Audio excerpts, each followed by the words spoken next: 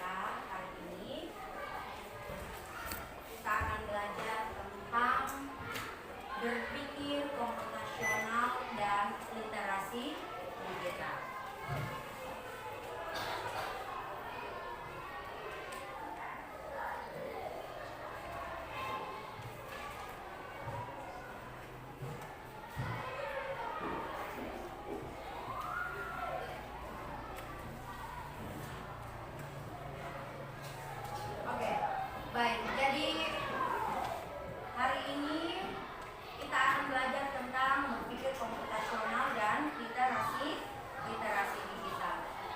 Jadi tujuan pembelajaran kita hari ini ada 3 dari topik berpikir komputasional dan literasi digital. Tujuan yang pertama yaitu peserta didik mampu menemukan solusi untuk memecahkan persoalan secara benar dalam kehidupan sehari-hari dengan menggunakan 4 cornerstone atau 4 konsep utama dalam berpikir komputasional. Itu tujuan yang pertama. Tujuan kita yang kedua yaitu peserta didik mampu membedakan informasi dari media massa dan media sosial. Yang ketiga, peserta didik mampu menjelaskan konsekuensi jika kita tidak menggunakan media sosial atau dengan bijak. Itu ya. Jadi dengan adanya ketiga tujuan, Ibu harap hari ini tujuan tersebut dapat kita capai ya. Kita capai. Untuk itu, kalau mau mencapai tujuan, kita harus konsentrasi dan mendengarkan penjelasan.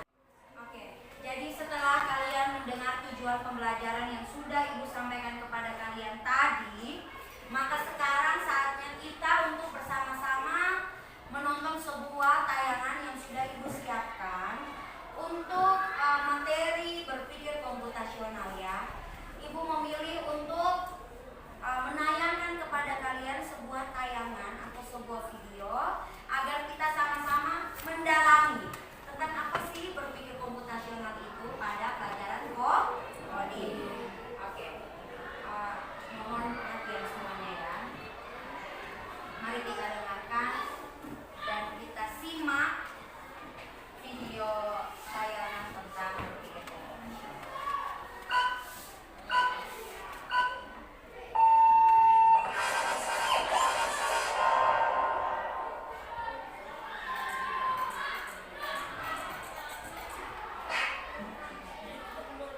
Assalamualaikum warahmatullahi wabarakatuh. Halo siswa hebat, selamat datang kembali di channel Cetak Informatika. Pada video kali ini kita akan membahas topik lanjutan dari video sebelumnya, yaitu tentang berpikir komputasional dalam kehidupan sehari-hari. Yuk kita belajar bersama bagaimana cara berpikir yang terstruktur dan logis ini dapat kita terapkan dalam kehidupan kita sehari-hari. Langsung saja mari simak video selengkapnya. Dalam kehidupan sehari-hari, kita sering dihadapkan pada berbagai masalah seperti kehabisan pulsa, bangun kesiangan, sulit mengatur uang jajan, atau kebingungan menentukan langkah awal saat belajar. Nah, dengan menggunakan berpikir komputasional, kita dapat menemukan solusi yang lebih logis, berarah, dan efisien untuk mengatasi masalah-masalah tersebut. Mari kita mulai dengan contoh pertama, yaitu masalah bangun kesiangan dan sering terlambat ke sekolah. Kita akan menerapkan 4 langkah berpikir komputasional. Langkah pertama adalah dekomposisi. Artinya, kita akan memecah permasalahan menjadi bagian-bagian kecil agar lebih mudah dianalisis. Contohnya, mengapa saya bisa bangun kesiangan? Beberapa kemungkinan penyebabnya adalah saya tidur terlalu malam karena bermain ponsel atau nonton TV, saya lupa memasang alarm, saya memasang alarm tapi tidak bangun saat alarm berbunyi, atau saya sering menunda-nunda bangun setelah alarm berbunyi. Langkah kedua adalah pengenalan pola. Kita perhatikan kebiasaan yang sering terjadi. Misalnya, setiap hari Senin, saya selalu terlambat karena pada hari Minggu malam saya tidur terlarut-larut. Langkah ketiga adalah abstraksi. Kita mencari informasi penting dari keseluruhan permasalahan. Misalnya, yang paling mempengaruhi keterlambatan ternyata bukan seberapa banyak saya belajar malam, tetapi karena saya tidak tidur tepat waktu dan tidak disiplin dengan alarm. Kita abaikan hal-hal kecil lain yang tidak terlalu berpengaruh. Langkah keempat adalah desain algoritma. Kita susun langkah-langkah atau solusi yang jelas dan bisa diterapkan setiap hari. Contohnya, menetapkan jam tidur maksimal pukul 9 malam. Kedua, memasang alarm pukul 05.30 pagi. Tiga, meletakkan alarm agak jauh dari tempat tidur agar harus bangun untuk mematikannya. Dan yang keempat, begitu bangun, langsung pergi ke kamar mandi untuk mencuci muka dan menyegarkan diri. Dengan mengikuti langkah-langkah ini, masalah bangun kesiangan bisa diatasi secara logis dan terarah. Contoh kedua adalah tentang uang jajan yang cepat habis. Langkah pertama kita akan selesaikan dengan cara dekomposisi. Kita pecah masalah ke dalam bagian-bagian kecil. Misalnya, saya jajan terlalu sering di kantin. 2. Saya membeli minuman kemasan setiap hari. 3. Saya kadang membeli barang yang tidak direncanakan seperti stiker atau aksesoris. 4. Saya tidak mencatat beberapa uang yang sudah saya keluarkan. Langkah kedua menggunakan pengenalan pola. Amati kebiasaan belanjamu. Misalnya, setiap hari Jumat, saya menghabiskan uang lebih banyak karena setelah olahraga, saya lapar dan cocok lebih banyak. Atau setiap kali saya membawa uang lebih dari 10.000, saya akan membelanjakannya semuanya. Dari sini,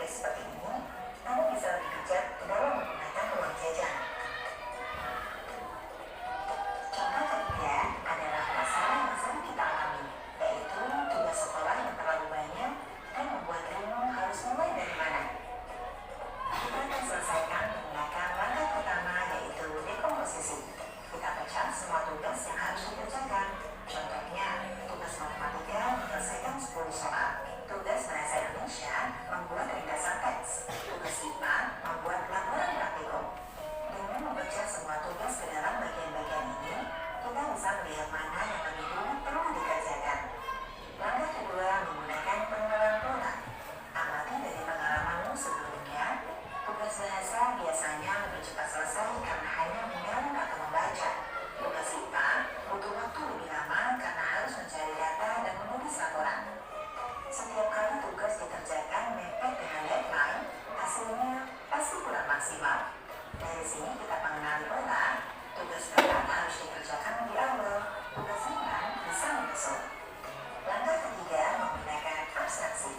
Ambil informasi yang penting saja, seperti jumlah tugas, tingkat kesulitan, dan tenggat waktu.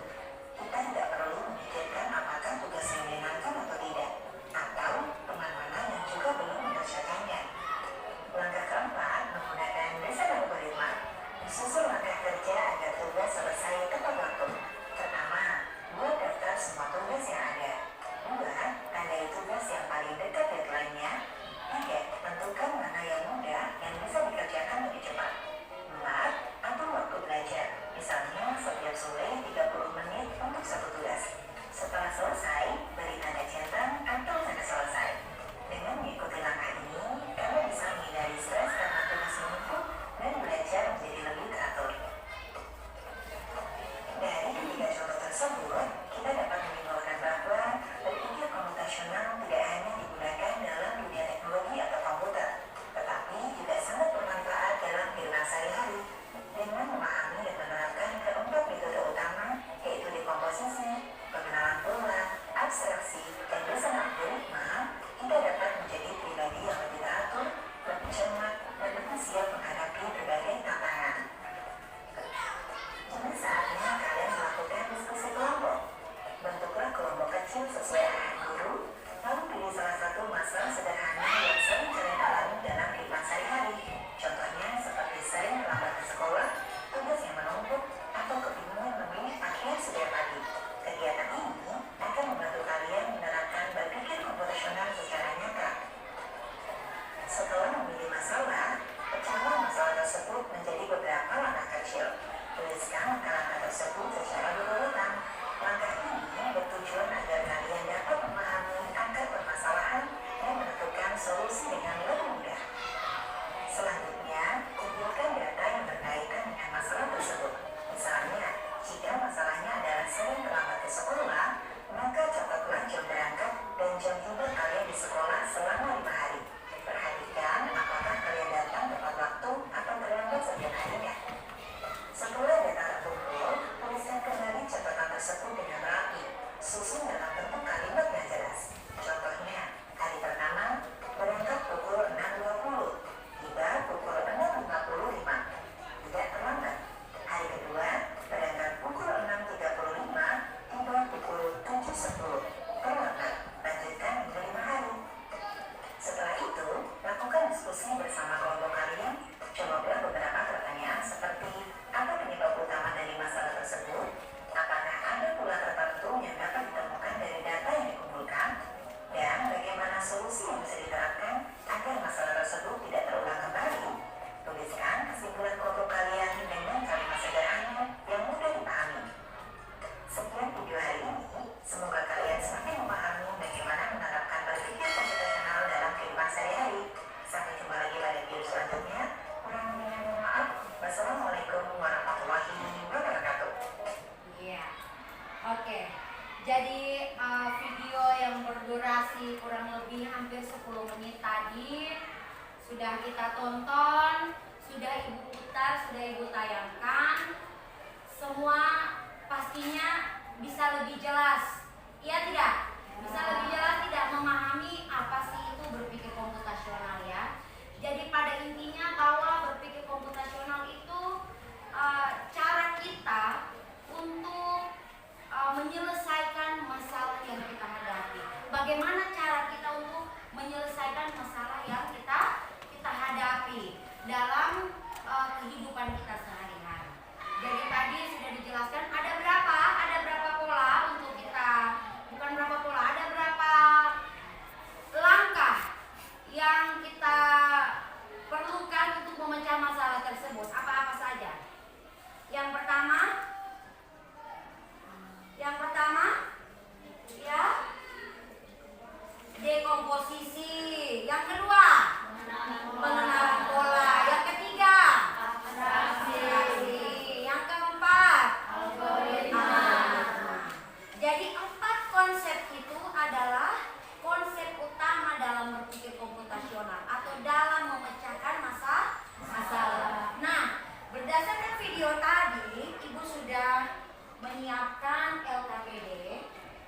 karena kalian sudah dibentuk dalam 4 kelompok, Ibu bagikan dulu ya. Ini ada LKPD, silahkan dibaca LKPD-nya dan dikerjakan di dalam kelompok. Silakan masing-masing kelompok saling berdiskusi. Mau memilih masalah yang mana? Waktu Ibu kasih 20 menit untuk kalian kerjakan. Silakan. Jawabannya langsung ditulis pada LKPD tersebut. Dipercepat ya, waktunya berapa menit? 20 menit.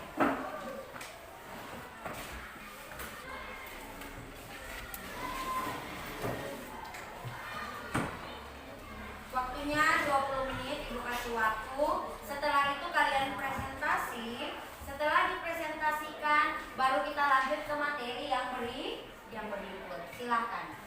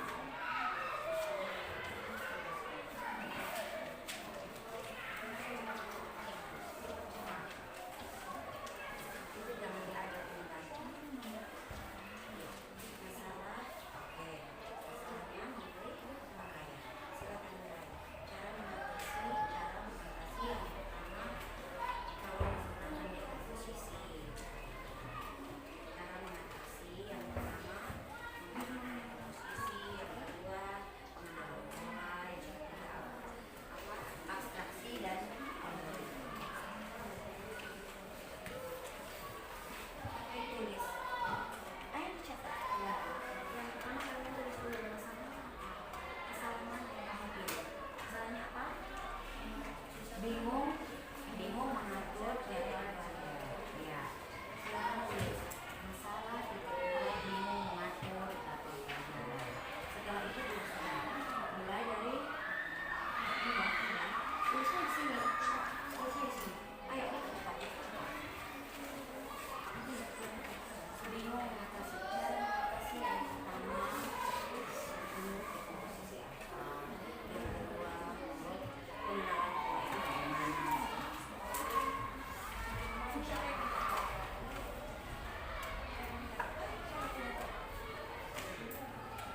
begini, kan kalian disuruh untuk memilih salah satu kasus ini toh. Kalian dapat kasus yang apa? Mau memilih yang mana? Lupa membawa alat tulis. Silakan tulis masalah yang dipilih titik 2, lupa membawa alat tulis. Setelah itu, cara penyelesaian. Yang pertama dekomposisi, yang kedua pengenalan pola, yang ketiga abstraksi. Tinggal lihat. Cepat, waktu 20 menit. Yang lain silakan bagi tugas itu sebentar. Siapa? Begitu ya. Mona, sederhana.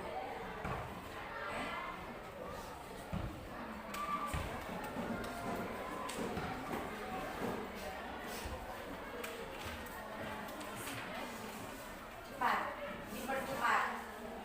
Setelah selesai, kita akan presentasi dan lanjut ke materi berikut tentang literasi digital. Di literasi digital sambil kalian kerja, di literasi digital kita juga ada LKPD, tapi LKPD-nya individu. Ya. Cepat saja. Silakan kerjakan dulu LKPD yang pertama.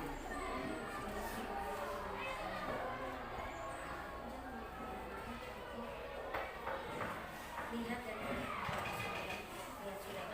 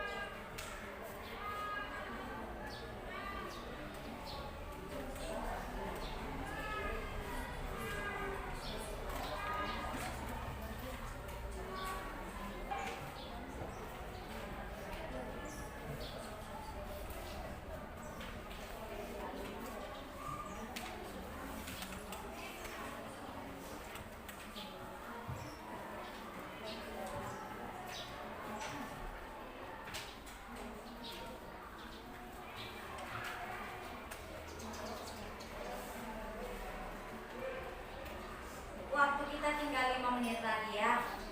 Dipercepat sayangku.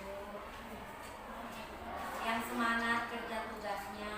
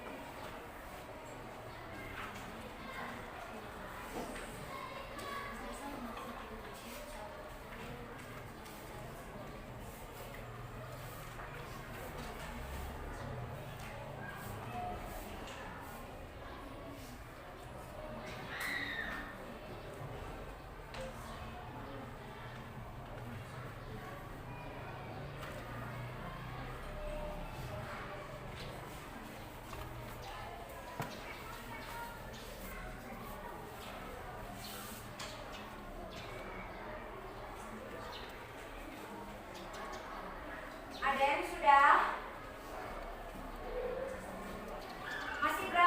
Masih berapa nomor lagi? Oke. Sudah ada kelompok yang sudah mau selesai ya.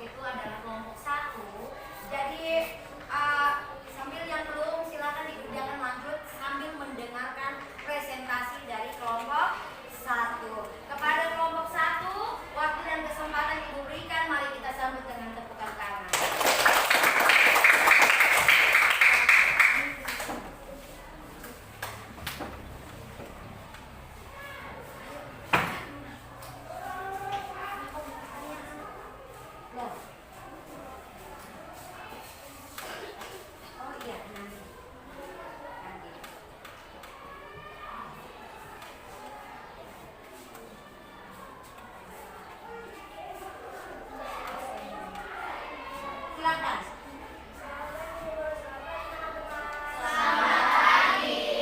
Kalian boleh. Oke. Kami dari Fakultas Kedokteran membacakan hasil diskusi kami.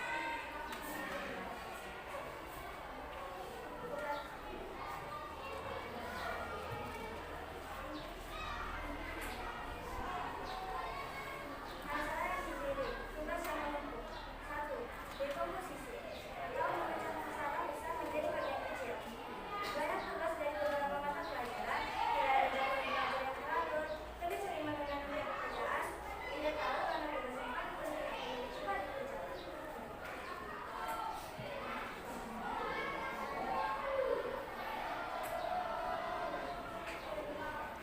Itu penyelesaian masalah yang pertama menggunakan konsep dekomposisi. Yang kedua, pemecahan masalah menggunakan pengenalan pola. Silakan. Pengenalan pola, mencari persamaan atau kebiasaan yang berulang. Tugas menumpuk biasanya terjadi ketika semua guru memberikan tugas dalam minggu yang sama, siswa menunda pekerjaan hingga mendekati tenggat waktu, tugas yang mudah juga tidak langsung dikerjakan, pola yang muncul. Semakin sering menunda, semakin banyak tugas yang belum selesai.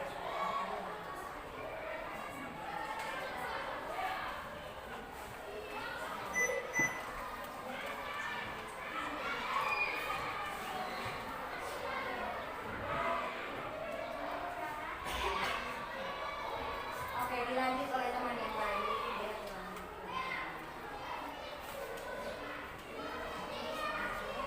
Yang ketiga, pemecahan masalah menggunakan konsep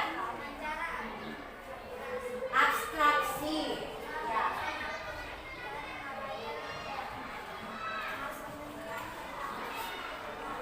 Dikasih kuat suaranya.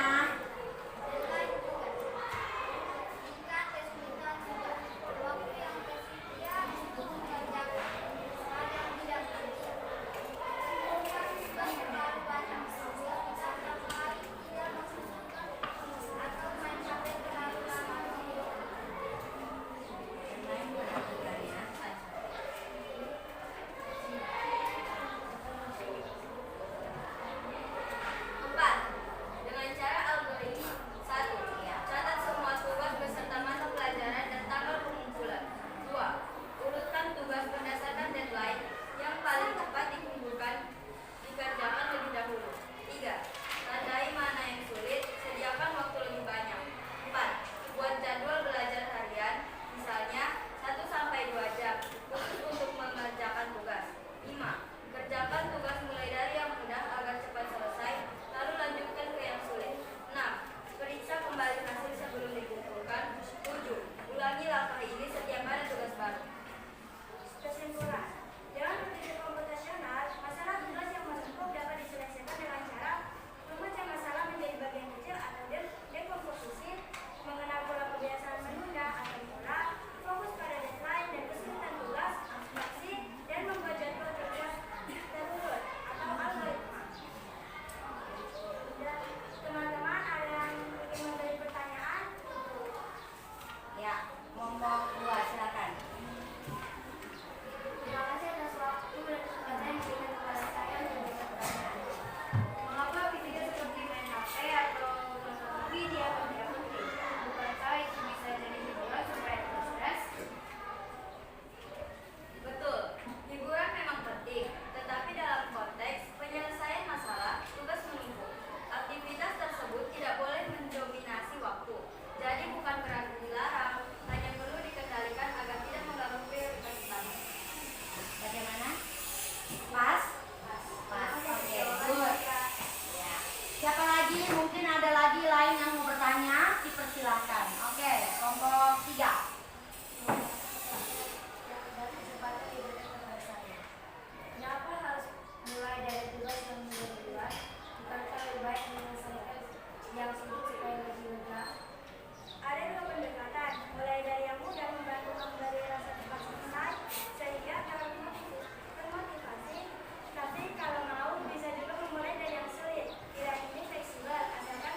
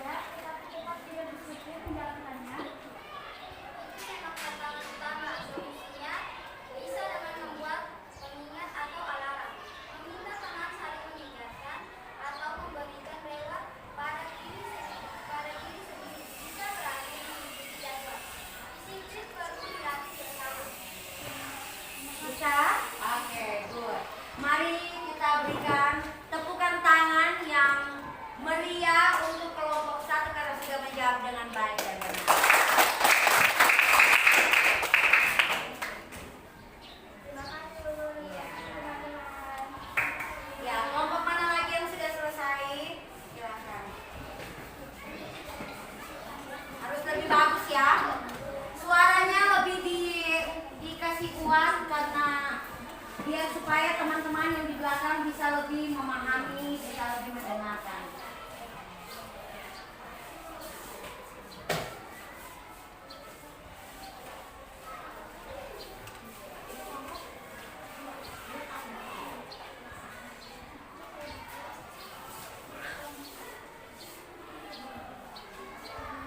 Selamat pagi Bu Guru, selamat pagi teman-teman. Selamat pagi. Kami akan membacakan hasil diskusi kami. Kami memilih masalah memilih pakaian.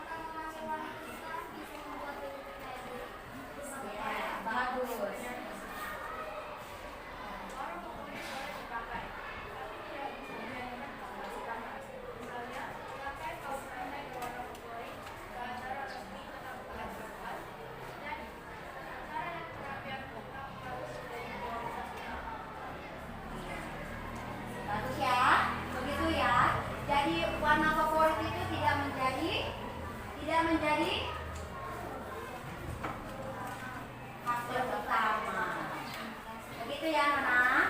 Oke. Siapa lagi mungkin ada yang mau bertanya? Oh, kelompok 3, 4. Silakan. Terima kasih atas kesempatan yang telah diberikan kepada saya. Saya ingin bertanya, kalau setiap hari sudah ada bola pakaian untuk sekolah, olahraga, atau acara resmi, bukankah tidak perlu rekomendasi lagi? Izinkan saya menjawab. Betul, untuk seragam sekolah biasanya sudah jelas. Tetapi untuk kegiatan lain atau hiburan, jalan-jalan, acara keluarga,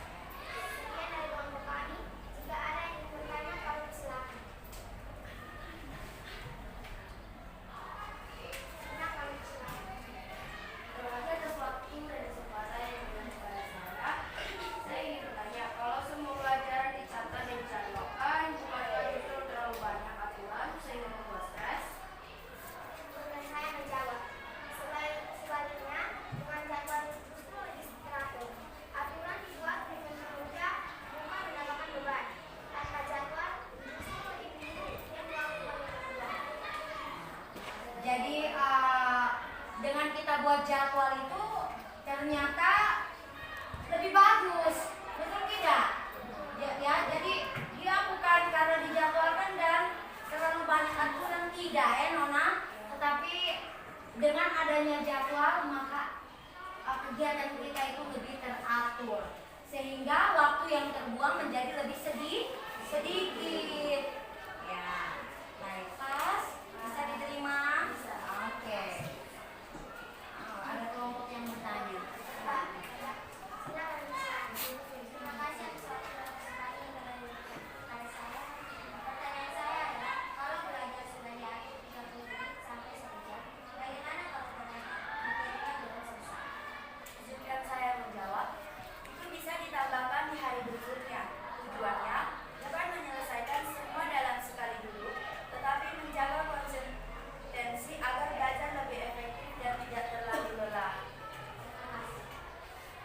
Good. Lanjut. Masih ada kelompok 1? Silakan.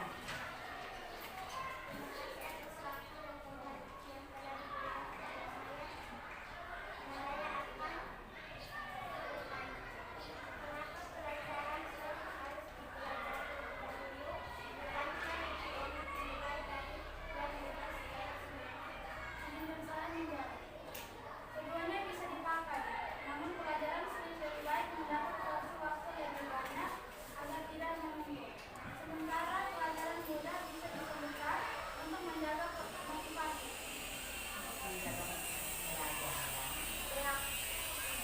Terima kasih untuk ibu guru dan teman-teman yang telah mendengarkan presentasi kami.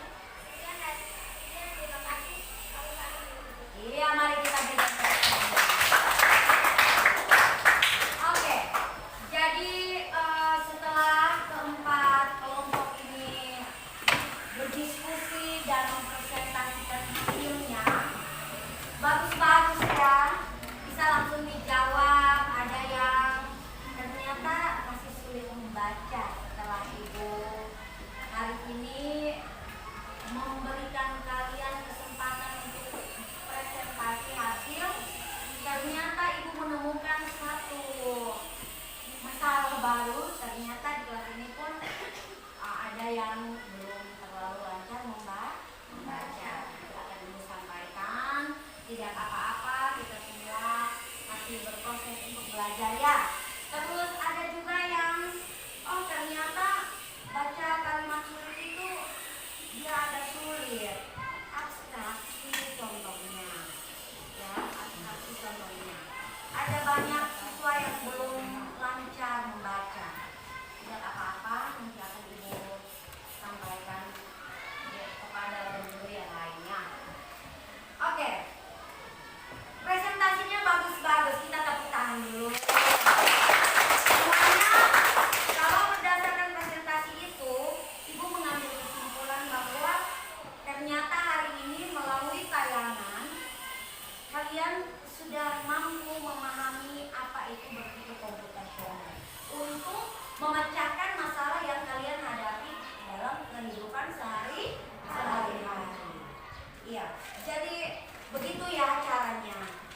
Kalau kita menggunakan dekomposisi, maka kita memecah dari yang paling besar masalahnya ke masalah yang paling sederhana. Ya, kita memecah masalah menjadi yang lebih kecil atau yang lebih sederhana. Kalau untuk mengenali pola bagaimana kesimpulannya? Coba.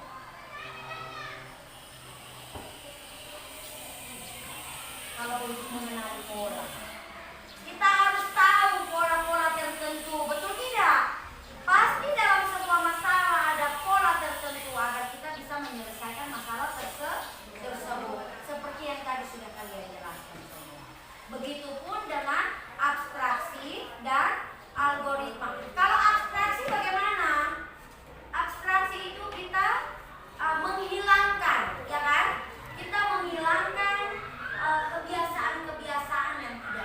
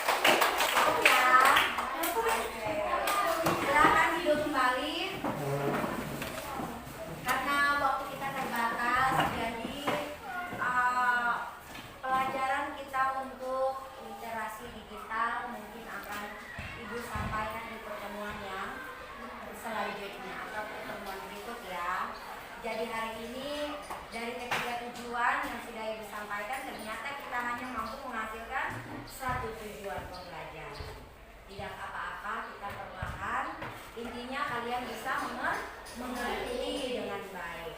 Oke, sebelum Ibu tutup, Ibu mau bertanya dulu.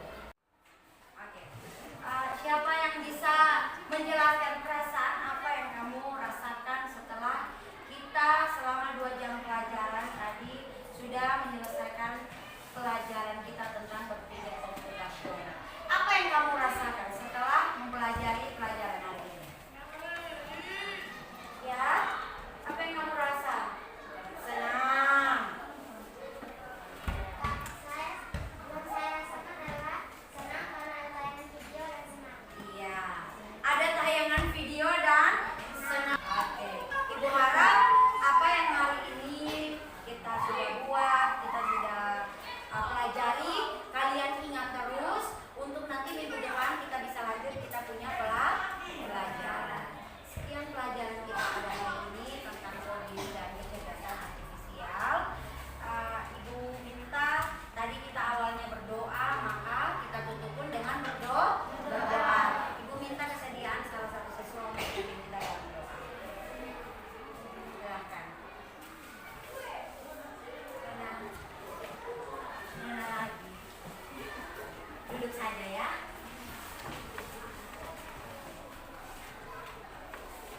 Teman-teman, Ibu Guru, marilah kita berdoa. Bapa dan ya Tuhan Yesus, terima kasih atas semua rahmat yang telah Engkau berikan dari kami mulai pelajaran hingga akhir pelajaran. Kali ini kami ingin mulai pelajaran baru. Tuntun dan berkatilah kami agar kami bisa belajar lagi dengan baik. Dengan doa dan permohonan kami, doa kepada Tuhan Kristus Tuhan kami. Amin. Bapa dan Oke, baik. Sekian hari ini. Selamat pagi untuk kita semua. Selamat